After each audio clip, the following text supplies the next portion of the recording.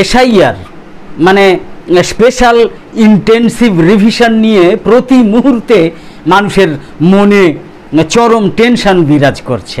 বিশেষ করে পশ্চিমবঙ্গবাসীর মনে এসআইআর নিয়ে, স্পেশাল ইন্টেনসিভ রিভিশন নিয়ে প্রতি মুহূর্তে যে চরম টেনশন বিরাজ করছে, এটা কোনোভাবেই অস্বীকার করা যাবে না, অস্বীকার করা যায় না। গত 9 অক্টোবর জাতীয় নির্বাচন কমিশনের প্রতিনিধি দলের পশ্চিমবঙ্গ সফরের পর আরও বেশি করে টেনশনে পড়ে গিয়েছে পশ্চিমবঙ্গবাসী, বঙ্গবাসী, আমাদের পশ্চিমবঙ্গের নাগরিকরা।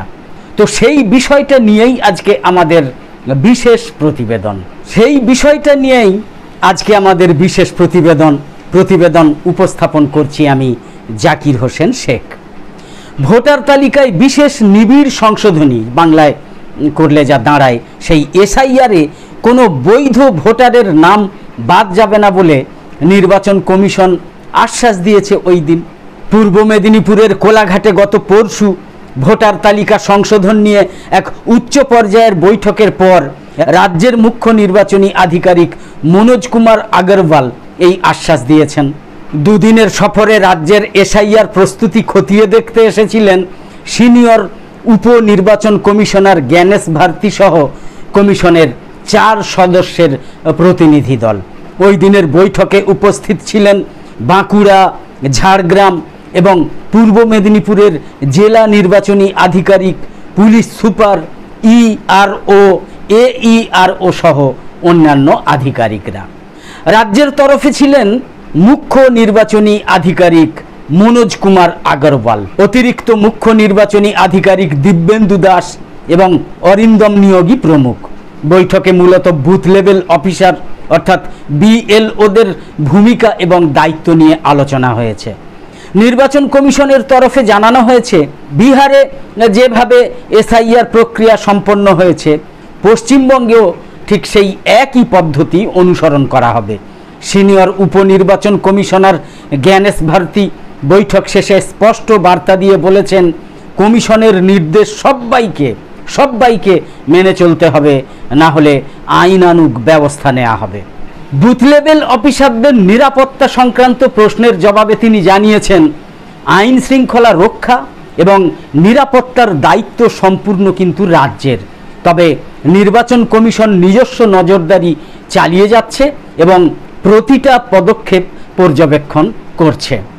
দুদিনের সফর শেষে নির্বাচন কমিশনের প্রতিনিধি দল দিল্লি ফিরে গেলেও এসআইআর প্রক্রিয়া আনুষ্ঠানিকভাবে কবে শুরু হবে তা কিন্তু এখনও স্পষ্ট করেনি নির্বাচন কমিশন। এদিকে ভোটার তালিকায় বিশেষ নিবিড় সংশোধনীর নামে রাজ্যে এনআরসি প্রয়োগের চক্রান্ত চলছে বলে মুখ্যমন্ত্রী তথা তৃণমূল কংগ্রেসের সুপ্রিমো মমতা বন্দ্যোপাধ্যায় অভিযোগ করেছেন। এর আগেও এসআইআর নিয়ে বেশ কয়েকটা ভিডিও করেছি আপনাদের জন্য, আপনারা সেগুলো দেখেওছেন। কারণ বেশিরভাগ মানুষ জিজ্ঞেস করেন যে এসআইআর মানে কি, ইত্যাদি ইত্যাদি। তাই আজকের ভিডিওতেও সংক্ষেপে এসআইআর নিয়ে একটু আলোচনা করছি। এসআইআর এর পূর্ণ রূপ হলো স্পেশাল ইন্টেনসিভ রিভিশন। এটা নির্বাচন কমিশনের একটা বিশেষ উদ্যোগ, যার মাধ্যমে ভোটার তালিকা যাচাই এবং সংশোধন করা হচ্ছে বা সারা ভারতবর্ষে করা হবে। আর আমাদের তো একেবারে খুব দ্রুত পশ্চিমবঙ্গে যেটা করা হবে। তো এতে করে যারা ভারতীয় নাগরিক তাদের নাম তালিকায় থাকবে, আর যাদের প্রমাণ নেই তাদের নাম ভোটার তালিকা থেকে বাদ যাবে। এসআইআর এর আওতায় কি করা হচ্ছে বা কি করা হবে, এই প্রশ্ন অনেকে করেন। নির্বাচন কমিশনের পক্ষ থেকে এখন নাগরিকদের নথিপত্র যাচাই করা হচ্ছে, বিশেষ করে পশ্চিমবঙ্গ, অসম, বিহার সহ নানা রাজ্যে। উদ্দেশ্য কি না, ভোটার তালিকা হালনাগাদ করা, আপডেট করা এবং ভুয়ো ভোটার বাদ দেওয়া ভোটার তালিকা থেকে। আর সত্যিই তাতে যথেষ্ট ভয় ভীতির কারণ কিন্তু রয়েছে। কারণ প্রচুর মানুষ ভাবছেন, যদি আমি নথি দিতে না পারি তবে কি আমি নাগরিক নই। ভাবনাটা কিন্তু সত্যি অমূলক নয়। কারণ নির্বাচন কমিশন 12 দফা যে নথি চেয়েছে, সেই সব নথি বেশিরভাগ মানুষের কাছে কিন্তু নেই। অনেকেই বুঝতে পারছেন না যে কোন কাগজপত্রগুলো দেখাতে হবে, এটাও অনেকে বুঝতে পারছেন না। আপনারা তো জানেন যে বিহারের উদাহরণ ধরলে নির্বাচন কমিশনের নির্ধারিত 12টা নথি জমা দেওয়ার তালিকা সামনে এসেছে, আমরা যেটা দেখেছি ওয়েবসাইটেও দেখা যাচ্ছে।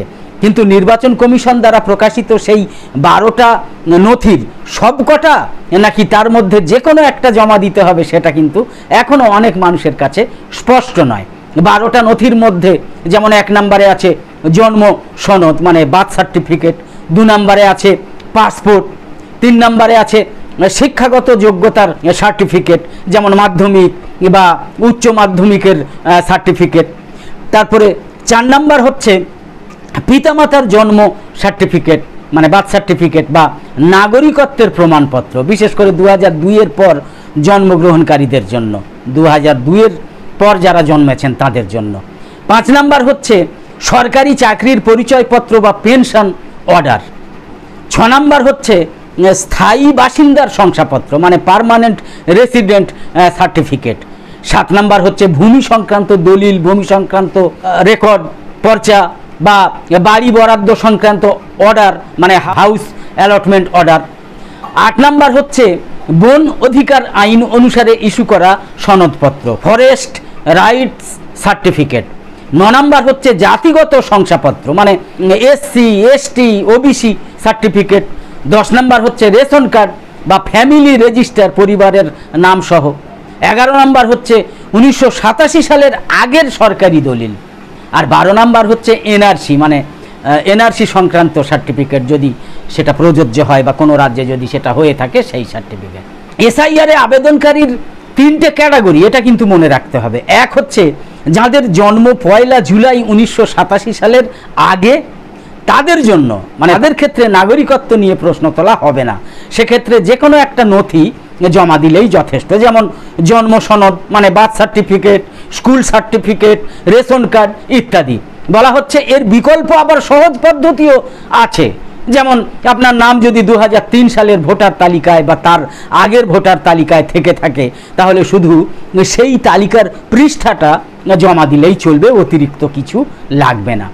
ক্যাটাগরি 2 নাম্বার, আরেকটা যে ক্যাটাগরি 2 যদি বলেন তাহলে সেটা হচ্ছে যাদের জন্ম হচ্ছে 1 জুলাই 1987 থেকে 1 জানুয়ারি 2002-এর মধ্যে।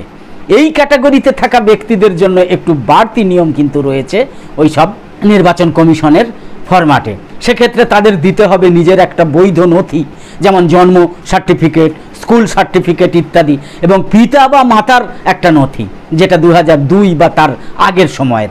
এক্ষেত্রেও বলা হচ্ছে যে বিকল্প একটা সহজ পদ্ধতি হচ্ছে যে যদি আপনার বাবা বা মায়ের নাম 2002 বা 3 সালের ভোটার তালিকায় থাকে তাহলে সেই পাতাটা দিলেই চলবে, বাড়তি কোনো কাগজ লাগবে না। ক্যাটাগরি 3 নাম্বার হচ্ছে যাদের জন্ম 1 জানুয়ারি 2002-এর পরে। এই ক্যাটাগরির ক্ষেত্রে নির্বাচন কমিশন সবচেয়ে বেশি কড়াকড়ি করেছে, কারণ এদের জন্মের সময়েই নাগরিকত্ব আইন কঠোর হয়েছে। এক্ষেত্রে কি হবে? এক্ষেত্রে তাদের দিতে হবে নিজের একটা নথি, যেমন তাদের জন্মের সার্টিফিকেট, বার্থ সার্টিফিকেট, এবং বাবা এবং মায়ের উভয়েরই একটা করে নথি, মানে দুজনেরই একটা করে নথি, যা তাদের 2002 সালের আগে ভারতের নাগরিক হিসাবে প্রমাণ করে। এক্ষেত্রেও বলা হচ্ছে বিকল্প সহজ পদ্ধতির কথা। বলা হয়েছে যদি পিতা এবং মাতার বাবা মায়ের নাম যদি 2003 সালের ভোটার তালিকায় থাকে বা 2002 সালের ভোটার তালিকায় থাকে তাহলে শুধু সেই তালিকার ভোটার তালিকার সেই পৃষ্ঠাটা জমা দিলেই চলবে, আলাদা কোনো নথি দরকার নেই। কি মনে হচ্ছে? এনআরসির মতো মনে হচ্ছে না? সত্যিই তো, আমি অন্তত নিজে ব্যক্তিগতভাবে তো এটাকে এনআরসির মতোই মনে করছি। যাই হোক, অথচ যেটা বলার কথা, অথচ নির্বাচন কমিশনের বক্তব্য হচ্ছে এটা কোনো নাগরিকত্ব যাচাইয়ের প্রক্রিয়া নয়, এনআরসি নয়, এটা শুধুমাত্র ভোটার তালিকা সংশোধনের জন্য এসআইআর স্পেশাল ইন্টেনসিভ রিভিশন চালু করা। ভয়ের কিছু নেই, যদি কোনো ভুল হয়ে থাকে সংশোধনের সুযোগ থাকবে বলছে নির্বাচন কমিশন। নির্বাচন কমিশন একথাও বলছে যে ভুল তথ্যে আতঙ্কিত হবেন না, বরং সরকারি তথ্য যাচাই করে সিদ্ধান্ত নিন।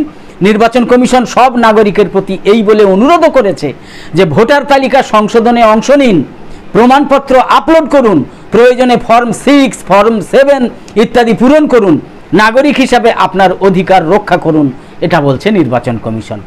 এখন প্রশ্ন হচ্ছে, জাতীয় নির্বাচন কমিশনের এইসব নির্দেশ জাতীয় নির্বাচন কমিশনের এই সব ঘোষণা, জাতীয় নির্বাচন কমিশনের এই সব অনুরোধের বিপরীতে গিয়ে, সরাসরি বিপরীতে গিয়ে রাজ্যের মুখ্যমন্ত্রী মমতা বন্দ্যোপাধ্যায় যদি অন্যরকম কিছু বলেন, বা ভোটার তালিকায় বিশেষ নিবিড় সংশোধনীর নামে রাজ্যে এনআরসি প্রয়োগের চক্রান্ত চলছে বলে যদি মুখ্যমন্ত্রী তথা তৃণমূল কংগ্রেস প্রধান মমতা বন্দ্যোপাধ্যায় অভিযোগ করে থাকেন, তখন সাধারণ নাগরিকরা কি করবেন? তাহলে রাজ্যের মানুষ দোটানায় পড়বে কি পড়বে না? তখন রাজ্যের মানুষের সমস্যা তখন বাড়বে না কমবে? সব থেকে বড় কথা, এই পরিস্থিতিতে ভোটার তালিকায় এসআইআর নিয়ে রাজ্যের মানুষের সমাধানের আসল পথটা কি, সেটা বাতলে দেওয়াই কি এই মুহূর্তে মুখ্যমন্ত্রী মমতা বন্দ্যোপাধ্যায়ের প্রথম এবং প্রধান কাজ নয়? আপনাদের কি মনে হয়? অবশ্যই সেটা মন্তব্য করে জানান। আমি অন্তত মনে করি যে এই মুহূর্তে সাধারণ মানুষের কি সমাধান, কোন পথে সমাধান, কিভাবে সেই সমাধান করা যাবে এই এসআইআর নিয়ে বা নির্বাচন কমিশনের এই সব নির্দেশ নিয়ে, সেটা তো মুখ্যমন্ত্রী আগে বলে দেবেন। সেটা কিন্তু স্বচ্ছ হচ্ছে না, স্পষ্ট হচ্ছে না। তো শেষে বলি, আমাদের এই ভিডিওর বিষয়বস্তু ভালো লেগে থাকলে ইউটিউবে নোটিফিকেশান পেতে সাবস্ক্রাইব করে পাশের বেল আইকন অন করে রাখুন, আর ফেসবুকে ফলো করে আমাদের আরও নতুন নতুন ভিডিও বানাতে এবং লাইভ সম্প্রচারে উৎসাহিত করতে লাইক, কমেন্ট এবং শেয়ার করে সঙ্গে থাকুন। তো আপাতত শেষ করছি। কামনা করি সকলে সবসময় খুব ভালো এবং সুস্থ থাকুন, সাবধানে থাকুন। ধন্যবাদ।